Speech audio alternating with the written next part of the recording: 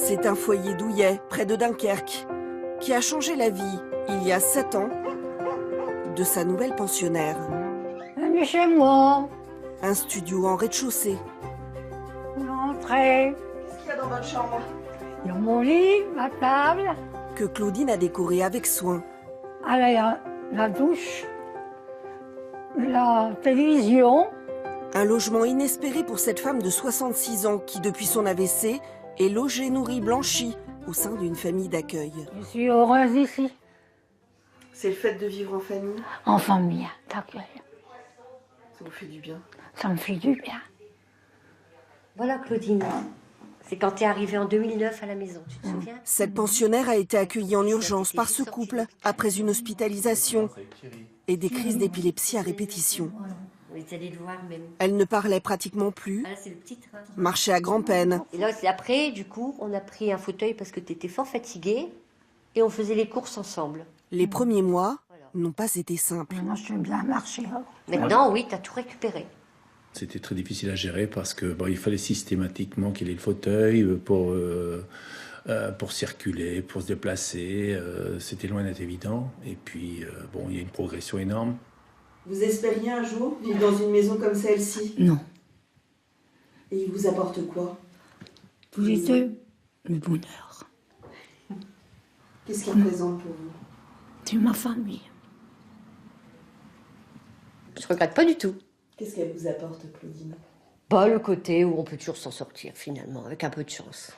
Avec un petit peu de chance, hein, quand même. Donc vous êtes cette chance-là? Je pense, je suis son étoile, et puis, ma foi, c'est bon, hein. Moi, ça m'a fait du bien, ça nous fait encore du bien. Pour s'occuper de Claudine 24 heures sur 24, Claudine, je te confie les oignons? cette accueillante familiale touche 1 500 € par mois, qui intègre son salaire, le logement, les repas. Il y a 3 ans, elle a accueilli un second pensionnaire, un trisomique de 50 ans. Après avoir travaillé comme aide-comptable et aide-soignante, Francine de Vulder voulait se consacrer aux autres. C'est être vigilante 24 heures sur 24. Non, c'est une grande responsabilité, mais on la subit pas. On n'a pas l'impression du tout de la subir, pas du tout. Elle est très, très belle, très sympathique, très gentille. C'est comme une vraie famille en fait. Mais c'est une vraie famille magnifique ici. Le Nord compte plus de 530 familles d'accueil comme celle-ci. Ce matin, au cœur de Dunkerque, une responsable du département vient visiter la maison d'une future accueillante. Bonjour, comment allez-vous? Ça va bien, et vous? Oui, très bien, merci. Donc là, ça sera la chambre. Elle examine la surface de la chambre, l'accessibilité. Donc c'est lumineux, c'est au rez-de-chaussée. Peut-être avec Les sanitaires. installer une barre de douche. Hein. Chaque détail compte lorsque les familles souhaitent obtenir leur agrément.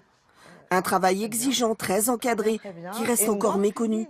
Il faut accepter de partager sa maison avec une personne âgée et se projeter dans la durée. Vous êtes prête à faire les toilettes, prête à l'accompagner comme ça dans sa fin de vie? Ouais.